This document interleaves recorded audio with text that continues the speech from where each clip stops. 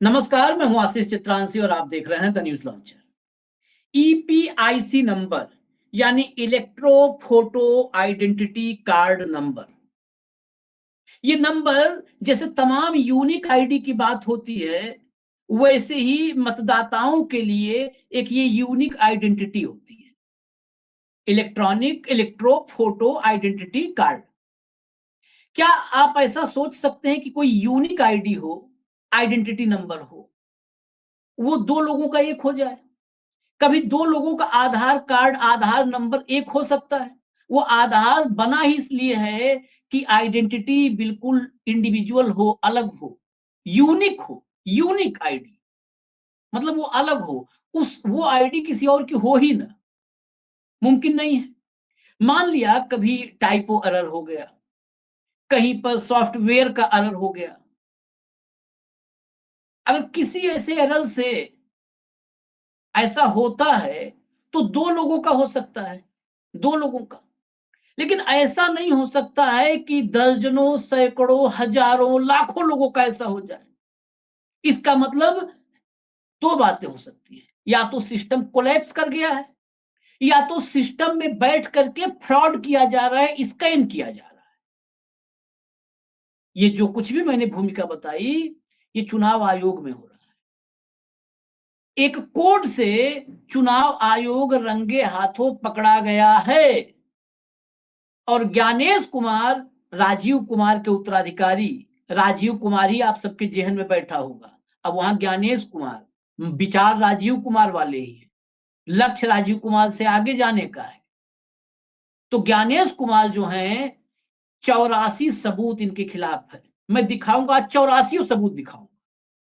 84 आपको हो सकता है बहुत बड़े बड़े फॉन्ट में ना दिखे, लेकिन पढ़ के तो आज मैं बताऊंगा, थोड़ा वक्त भले ज्यादा लग जाए और बहुत साफ साफ कुछ तथ्य दिखाऊंगा। लेकिन उसको दिखाने के पहले, जब ये ईपीआईसी का बवाल बढ़ा है तो एक सफाई आई है। यहां पर तो सफाई एक तरफा होती है कि सफाई दो और चले जाओ, क्योंकि जुडिशरी से लेकर के और संवैधानिक निकायों तक जनता की बात, विपक्ष की बात कोई सुनने को तैयार नहीं है। एक तरफा सफाई आती है। आप मशीन पर सवाल उठाओगे, कह दिया जाएगा मशीन टेम्परिंग प्रूफ है। अब आप चिल्लाते रहो, बोल दिया टेम्परिंग प्रूफ है, तुम है, फिर मानो ना मानो है, उसी नतीजे आएंगे, उसी से चुनाव होंगे। वैसे ही सफाई आई है, तो पहले हम सफाई से शुरुआत करेंगे आज। सफाई जरा दिखाइए, ट्वीट दिखाइए, पहले ट्वीट दिखाइए। चुनाव आयोग का ये ट्वीट है, ये इसी पर है, ये बवाल जो आया है, सबूत जो है। EC clarifies that duplication in EPIC number does not imply duplicate and fake or fake voters. Cases of duplicate EPIC numbers due to use of identical alphanumeric series in two states oblique union territories. Unique EPIC number to be allotted in registered electors. इसमें ये रहने दीजिए। इसमें इसी पर एक चिट्ठी जो है, जो इसके साथ चिट्ठी अटैच किया है, जवाब दिया है, उसको लगा दीजिए। अब बहुत चीजें उससे साफ होंगी और उसके बाद कुछ सवाल होंगे। आप ये सामने चिट्ठी आई है, मैं आपको बताऊं इस चिट्ठी की कहानी। दरअसल कहा क्या है चुनाव आयोग ने कि एक जैसे electro photo identity card number होने का मतलब ये नहीं है कि फर्जी मतदाता है। वो एक जैसे हो सकते हैं, लेकिन जनसांख्यिकी विवरण, विधानसभा और मतदान केंद्र सहित अन्य विवरण अलग अलग होंगे। ये इसलिए हो सकता है क्योंकि दो cases of duplicate EPIC number due to use of identical alpha numeric series in two states oblique union territories, यानी अल्फा समान अल्फा न्यूमेरिक सीरीज अगर दो अलग अलग राज्यों में है तो इस वजह से भी ऐसा हो सकता है। लेकिन अब इसको हटाइए, ये प्रेस नोट जारी किया था, हटा दीजिए। ये प्रेस नोट आज ही का है। आज जब मैं ये आपके पास लेके आ रहा हूं, उससे कुछ देर पहले ये प्रेस नोट आया है। अब सवाल ये है कि दो अलग अलग स्टेट में अल्फा न्यूमेरिक सीरीज अगर सेम इस्तेमाल हो गई है तो इसलिए ईपीआईसी नंबर सेम हो सकते हैं, ऐसी दलील है। फर्जी वोटर ना माना जाए, मान लिया। लेकिन ये अल्फा न्यूमेरिक सीरीज जो इस्तेमाल करके आप ईपीआईसी नंबर जनरेट किए हो, ये सिर्फ विधानसभा चुनाव के लिए तो है नहीं, ये लोकसभा चुनाव के लिए भी है। यानी जब लोकसभा चुनाव में पूरा देश मतदान कर रहा होगा और अब तो आप आगे एक देश एक चुनाव लाने वाले हो, तो सेम ईपीआईसी नंबर वाले मतदाता चुनाव में मतदान कर रहे होंगे। अब इसके बाद मैं एक और ट्वीट जो टीएमसी के नेता ने किया है, उस ट्वीट को कहूंगा दिखाइए। ये देखिए tweet, what is happening ECI ECISVEEP, मतलब ये चुनाव आयोग, व्हाट इज हैपनिंग चुनाव आयोग मानिए इसको। Duplicate EPIC number are being allotted online, planning to disenfranchise West Bengal voters and win 2026 elections using Haryanvis. Sorry BJP for Bengal, यानी Bengal BJP unit, we Bengalis are a smart people, Maharashtra and Delhi like voter list manipulation tactics won't work here, यानी महाराष्ट्र और दिल्ली जैसे आपने जैसे वहां पर voter list में manipulation किया, वो बंगाल में काम नहीं करेगा। हालांकि ये बातें मैं निजी तौर पर बता दूं, जो भाई साहब जिन्होंने ट्वीट किया है टीएमसी की तरफ से, इनका नाम भी बता देता हूं, निरंजन दास नाम है। इन्होंने ट्वीट तो बड़े कॉन्फिडेंस से किया है, लेकिन मैं अपनी निजी राय और निजी अनुभव बता दूं। हरियाणा के चुनाव जब थे तो मैं हरियाणा में था 20 दिन। हरियाणा में जितने मतदाता जागरूक मिले या अपोजिशन के नेता मिले, जब मैंने कहा भाई साहब ये चुनाव आयोग है मोदी युग का, तो कहे ये और जगह कर सकते हैं, हरियाणा में नहीं कर सकते, हरियाणा अलग ही मिजाज का स्टेट है। यहाँ पे तो क्या करते हैं वो गर्दन मरोड़ देते हैं और बल निकाल देते हैं, जो लोकल लैंग्वेज में। मैं इसको वैसा नहीं बुरा मानिएगा, कोई हरियाणा के लोग हमारे बहुत अच्छे संबंध और मित्र हैं, लेकिन इसलिए मैं कह रहा हूं कि बल निकाल देते हैं, मरोड़ देते हैं, तोड़ देते हैं। जब हरियाणा के नतीजे आए तो सबको घर में बैठना पड़ा नतीजे मान करके, और नायब सिंह सैनी मुख्यमंत्री बन के बैठे हैं। सब कहते रह गए, मुझसे मेरे निजी मित्र बहुत अच्छे अच्छे पत्रकार जो हैं, उनसे निजी बातचीत जब हुई, कुछ साथी मेरे साथ बैठते भी हैं, हेमंत अत्री भाई हमारे हैं मित्र, हमारे साथ कार्यक्रम करते, निजी बातचीत में हमेशा कहते थे नहीं, हरियाणा और स्टेट के हिसाब से मत सोचिएगा, यूपी और इन स्टेट्स के हिसाब से। हरियाणा वाले बल निकाल देते हैं और ऐसे जो भी वहां पर लोकल में बोलते हैं उसमें, लेकिन सबका बल निकाल दिया राजीव कुमार ने। फिर महाराष्ट्र के चुनाव आए, जब हरियाणा का एग्जाम्पल सामने था, तो कई बार यह आशंका होती थी कि महाराष्ट्र में भी कितना भी लग रहा है कि महाविकास आघाड़ी का माहौल है, जनता के बीच है, बहुत प्रचंड बहुमत से सरकार बन जाएगी या सरकार तो बनी जाएगी, तो भी मेरे मन में आशंका आती थी महाराष्ट्र को लेकर के। मुझे लगता है देश में सबसे बेहतर भाऊ जानते हैं, भाऊ न्यूज लॉन्चर के मार्गदर्शक हैं, हम लोग अक्सर चर्चा करते थे।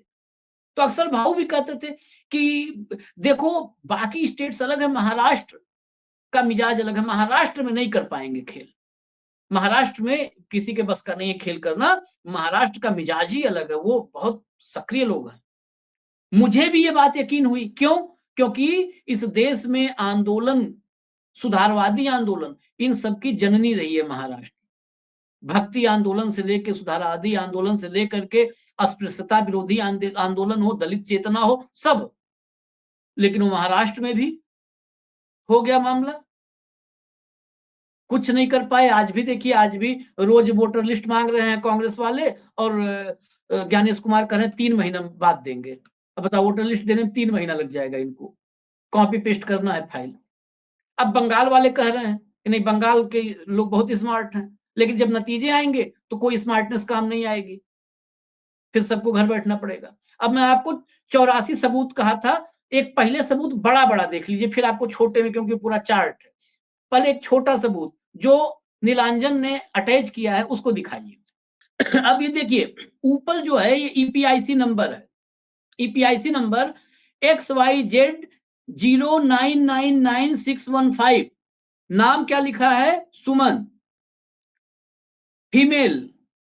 उसके बाद नीचे बरवाला 51 नंबर, बरवाला विधानसभा हिसार में डिस्ट्रिक्ट हिसार, स्टेट हरियाणा, सब लिखा है। Parent spouse Rampal, serial number 882, polling state captain आलसी senior secondary school, Shiv Nagar, Hisar.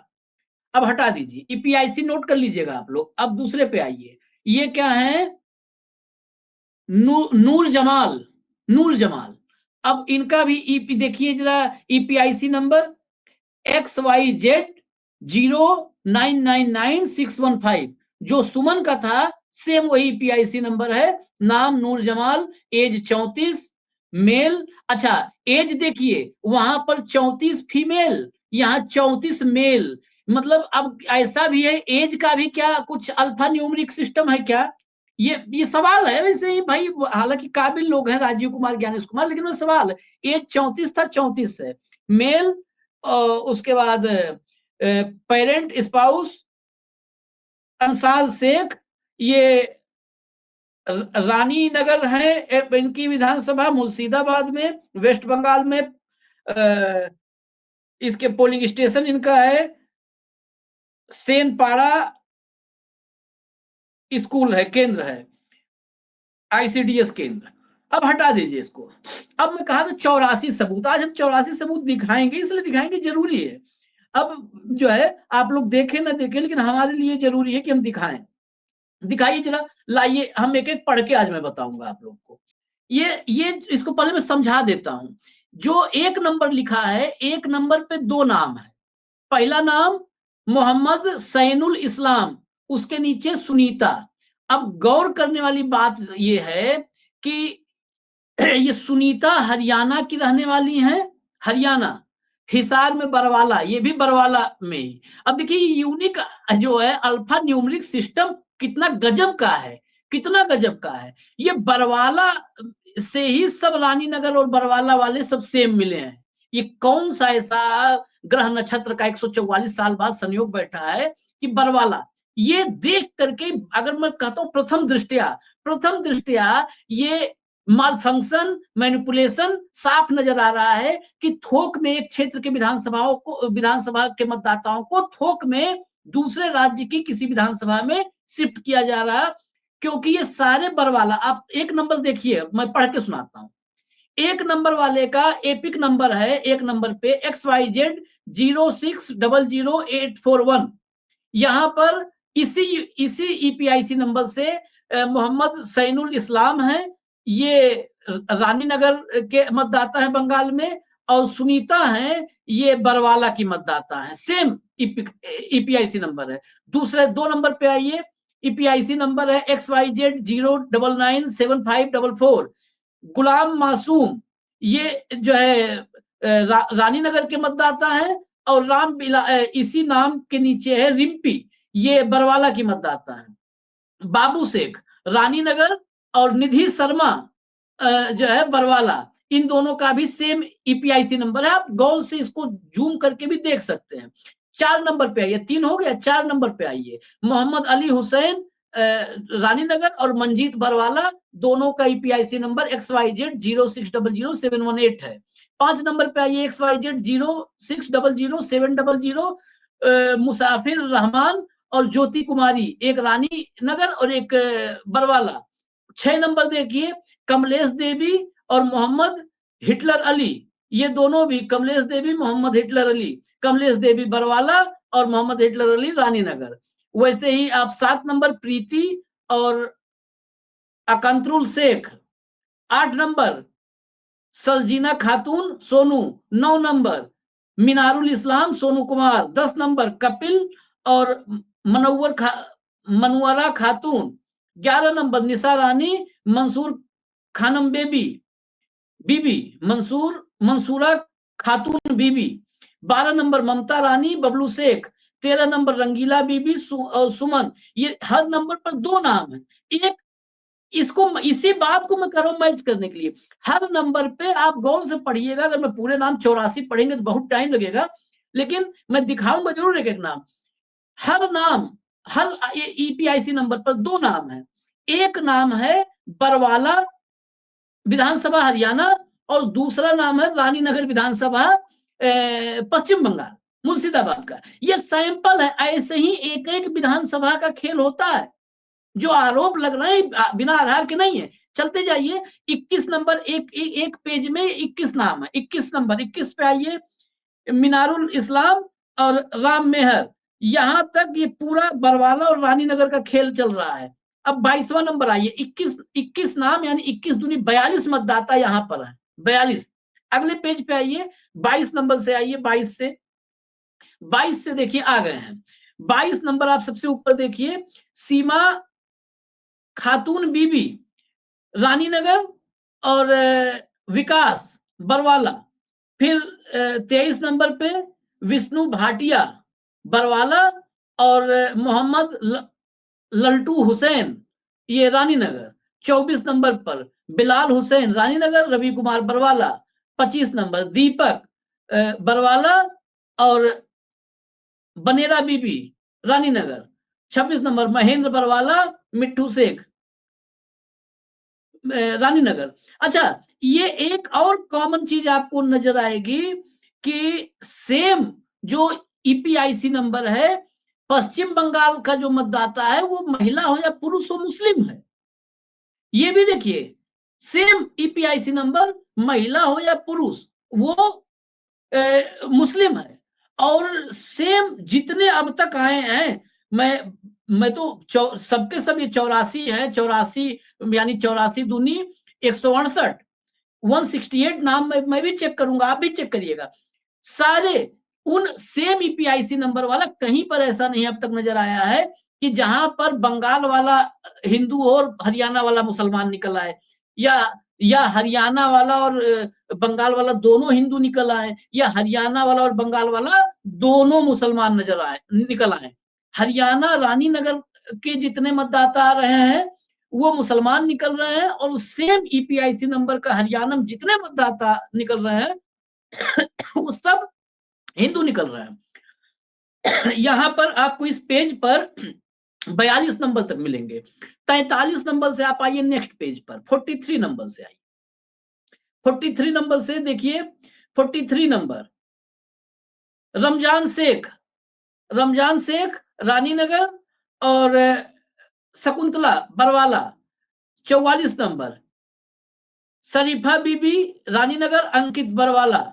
Vinod Kumar 45 Barwala, Haseebul हक रानीनगर। 46 सुरेश बरवाला और ताज मीरा बीबी रानीनगर। ये आपको सीक्वेंस दिखेगा 63 नंबर तक।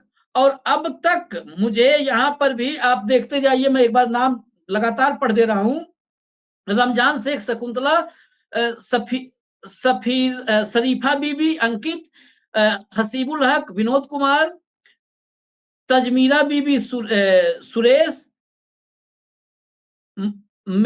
मेमजान बीबी, प्रीतम, रेक्सोना बीबी, विक्की गागत, विपुल एसके, मनोज,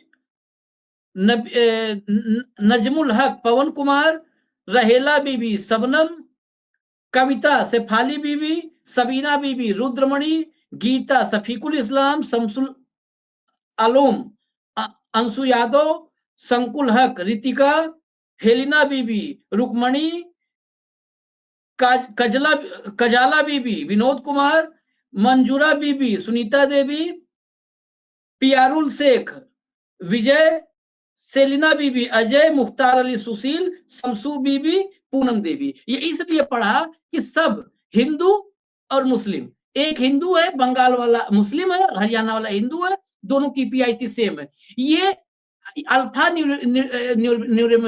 न्यूमेरिकल जो तकनीकी है, जिससे ईपीआईसी नंबर में ये समानता आई है, ज्ञानेश कुमार को चाहिए कि इसकी एक क्लास शुरू करवा दें यूनिवर्सिटीज में, कि ये ऐसे कैसे लाया जाता है, ऐसे अल्फा न्यूमेरिकल से ये एकाएक क्या तुकबंदी, क्या गजब का खेल है।